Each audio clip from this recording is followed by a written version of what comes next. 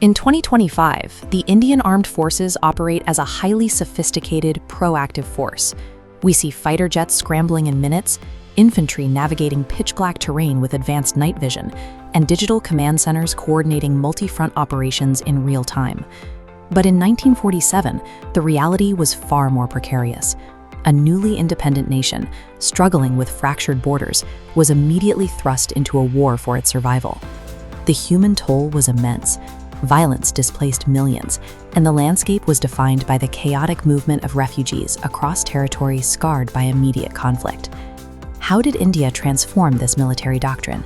How did it move from desperate territorial survival to a posture of proactive global deterrence? This 80-year journey was a deliberate evolution. It was forged through 3 distinct eras of strategy and defined by immense sacrifice. The first era, from 1947 to 1967, centered entirely on immediate border survival. Every military decision was a reaction to an immediate crisis. Logistical hurdles were staggering. Under-equipped troops had to physically load gear onto Dakota aircraft by hand, racing to secure contested borders with whatever mechanical means were available. Early policy relied heavily on the idea that diplomacy alone could secure the nation. That illusion was shattered by the 1962 Sino-Indian War. Indian forces found themselves caught unprepared in the freezing heights of the Himalayas. The human cost was heavy, and the tactical disadvantage highlighted a critical gap in national readiness. In the aftermath, it became clear that the military required an urgent overhaul. The realization sparked a massive shift in equipment, training, and strategic mindset. The 1962 defeat ended the era of passive defense. It forced an immediate pivot toward hard power and modernization, permanently changing the way India approached its national security.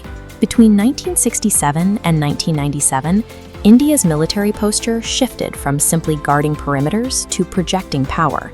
The operational focus moved outward, toward East Pakistan, Sri Lanka, and the Siachen Glacier, as the armed forces began to actively shape the regional map. This new offensive capability was proven in the 1971 war, a campaign that resulted in the physical bifurcation, or splitting into 2 parts, of Pakistan in just 13 days. The conflict ended with a formal capitulation. Indian and Pakistani commanding officers met to sign the Instrument of Surrender, marking a definitive tactical victory. This military success led to an immediate geopolitical change, the liberation of a new nation, as celebrations erupted under the newly raised flag of Bangladesh. The 1980s and 90s introduced even more complex hurdles. The military had to master extreme altitude warfare on the Siachen Glacier while simultaneously managing overseas deployments in Sri Lanka. At the same time, the armed forces had to manage the fire within, internal insurgencies requiring a complete mastery of counterinsurgency and covert operations. This middle era forced the Indian military to become incredibly versatile. They learned to fight conventional wars, survive high-altitude battles, and manage internal security threats simultaneously. The final era, beginning in the late 1990s, is defined by proactive deterrence. This new strategy uses technological supremacy to prevent conflict by making the cost of an attack too high. In 1998, India officially declared its nuclear weapons capability. This move changed the strategic balance of power in the region permanently. This new doctrine was immediately tested during the 1999 Kargil War. It required precision artillery strikes in high-altitude terrain, all while managing the risk of nuclear escalation. To make deterrence credible, India developed advanced delivery systems like the Agni-V.